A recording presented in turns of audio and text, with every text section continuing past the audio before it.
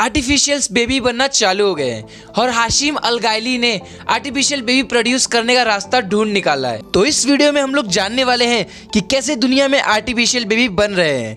तो ये जानने से पहले हमें ये जानना बहुत ज़रूरी है कि ये सब शुरू कैसे हुआ, मतलब ये आर्टिफिशियल बेबी बनाने की ज़रूरत ही क्यों है दुनिया में। तो ये सब समझने से पहले हमें चलना पड़ेगा आज से करीब 500 साल पहले 1500 AD में, कि उस समय पे लोगों को बहुत ज़्यादा अंधविश्वास था और लोग किसी के भी कुछ भी कहे जाने वाली बात पे विश्वास कर लेते थे।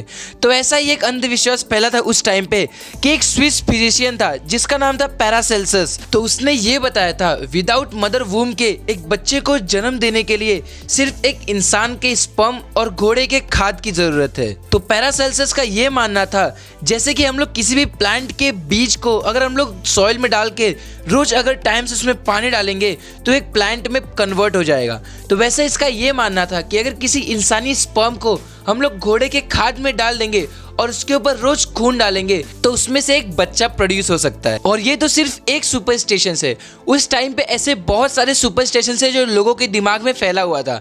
उनमें से एक ये है कि उस टाइम के लोगों को ये लगता था जो वुमेन्स का जो कोक है, मतलब जो वूम है, वो एक बर्तन की तरह है और जो स्पर्म होता है वो एक छोटा सा बच्चा होता है, वो धीरे धीरे उस बर्तन के अंदर बड़ा होता है। और अगर किसी भी रीजंस की वजह से उनका बच्चा मदर के कोक के अंदर मतलब वूम के अंदर अगर मर जाता है तो लोगों को ये लगता था कि उनका बर्तन खराब हो चुका है।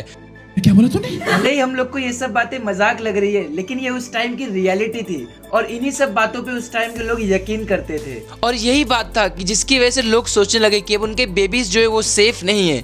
इसके लिए आर्टिफिशियल बेबी प्रोड्यूस करने का सिलसिला शुरू किया गया। और आर्टिफिशियल बेबीज के ऊपर ये एक नहीं, ऐसे बहुत सारी थियरी है जो पास्ट में रह चुकी है। तो हम लोग अब बात करते हैं 1923 की। तो 1923 में एक बायोलॉजिस्ट थे जिनका नाम था JBS हेल्डेन।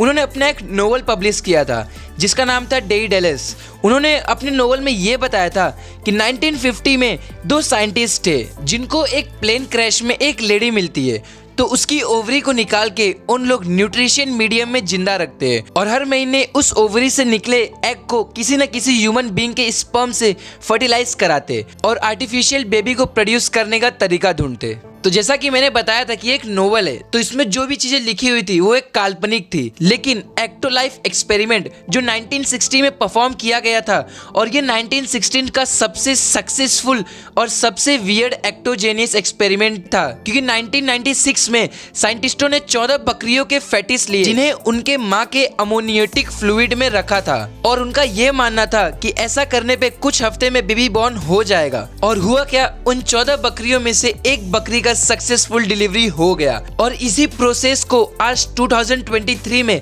हाशिम अलगायली नाम के साइंटिस्ट ने यही चीज यूज करके दुनिया के सामने एक्टो लाइफ फैसिलिटी को इंट्रोड्यूस किया। और उन्होंने बहुत सारे ऐसे पॉट्स बनाए जिसके अंदर बेबी को ग्रोथ के लिए और इन्फेक्शन फ्री इन्वायरमेंट के लिए अमोनियोटिक फ्लूइड भरा, जिससे बेबी को किसी भी टाइप का इन्फेक्शन नहीं होगा। और ये जो एमोनियोटिक फ्लूइड है वो माँ के बॉडी के वाटर और बेबी की यूरिन से बनता है और इसी से बेबी को पेट के अंदर माँ से कुछ इंपॉर्टेंट फैक्टर जैसे हार्मोन्स और एंटीबॉडी मिलते हैं। तो जैसा कि हम लोग ने देखा कि जो मदर के बॉडी का वाटर होता है वो बेबी प्रोड्यूस करने का सबसे बड़ा एक फैक्टर है। तो अब सवाल ये उठता है कि जब हम लोग बेबी को मदर वूम में प्रोड्यूस ही नहीं कर रहे तो उससे बॉडी वाटर कहाँ से मिलेगा। तो इस चीज को मिस्टर हाशिम ने रिप्लेस किया लैक्टेट रेंजर सॉल्यूशन से। और इस पॉड में आर्टिफिशियल एमोनियोटिक फ्लूइड के साथ साथ बहुत सारे मशीन्स कनेक्ट रहते हैं जो आपके बच्चे को कंटिन्यूअस मॉनिटर करते हैं। तो आइए हम लोग इस पॉड्स के कुछ इंपॉर्टेंट कंपोनेंट जानते हैं। तो इस एक्टोलाइफ पॉड्स के सबसे ऊपर एक 360 डिग्री कैमरा होता है जो आपके बेबी पर 24 घंटा नजर रखता है और इसके अंदर हो रहे छोटे मोटे चेंजेस आपको एक वीडियो के थ्रू आपके डिवाइस पे मिलेगा। और अगर आप चाहते हैं कि आपका जो बच्चा है वो आपको 9 महीने बाद तुरंत आपको पहचान ले, उसके लिए भी इस पॉड के अंदर स्पीकर लगा हुआ है जिसके जरिए आप अपने आवाज से अपने बेबी को इंट्रोड्यूस करवा सकते हो। और तो और बेबी के सिर पे 3 सेंसर अटैच होते हैं जिसके मदद से आप उसको और भी अच्छे से जान पाओगे।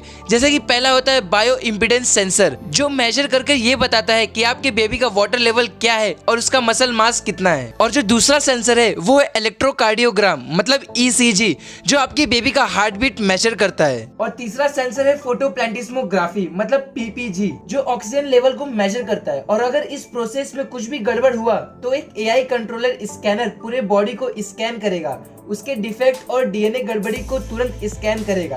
तो बेसिकली आइडिया ये है कि जो पेरेंट रहेंगे उनके जेनेटिक डिसऑर्डर और डीएनए डाटा को लोड किया जाएगा और बस फिर तो ये एआई है वो अपना काम खुद कर देगा। वो बेबी के हर एक नए सेल को पेरेंट के डीएनए से मैच करेगा और जहां भी कुछ डीएनए में डिफेक्ट मिलेगा तो वहां पे तुरंत एक हेल्दी डीएनए को उठाकर उस डिफेक्ट को फिक्स करेगा, जिससे आपका बेबी हेल्दी रहेगा। और अगर हम लोग बात करें ऑर्डिनरी डिजीज के बारे में तो वो बेबी को होगा ही नहीं, क्योंकि जो ऑर्डिनरी डिजीज होता है वो न्यूट्रिशंस के कमी और अनहाइजीनिक इन्वायरमेंट की वजह से होता है। और ये सब होना इस इलेक्ट्रोपॉड में पॉसिबल ही नहीं है, क्योंकि जो इलेक्ट्रोपॉड है वो सेंटर में मौजूद 2 टैंक से कनेक्ट रहता है, जिसमें से एक टैंक में न्यूट्रिशंस और सारी एसेंशियल फ्लूइड रहेगी और दूसरे टैंक में बेबी का वेस्ट मटेरियल होगा। और इन्हीं दोनों टैंक से आर्टिफिशियल अम्बिलिक कॉर्ड भी कनेक्ट होता है। सारे न्यूट्रिशंस और एसेंशियल फ्लूइड को आर्टिफिशियल अम्बिलिकल कॉर्ड के थ्रू बेबी तक पहुंचाया जाएगा और उसी अम्बिलिकल कॉर्ड की वजह से जो बेबी का वेस्ट मटेरियल है